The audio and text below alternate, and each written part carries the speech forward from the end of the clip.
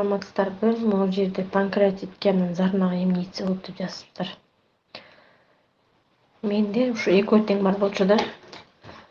Зарна болгондо мен вообще укмуш болуп калган. Ичкен суум да уже суу ичсем да кайнап мындай зарна болуп баштагам да. Анан кийин мен ушу кыргыз флора чайларынан поджелудочныйды ичтим. Анан кийин здоровый желудок, чай здоровый желудок дегенди ичтим. Чай для печени, желчегонный чайлардын баарын эле алып туруп эле, баарын бир кашыктан баарын алып туруп эле демдеп, эртең менен эрте турганда эле ичип алчумун. Анан түштө жумуштан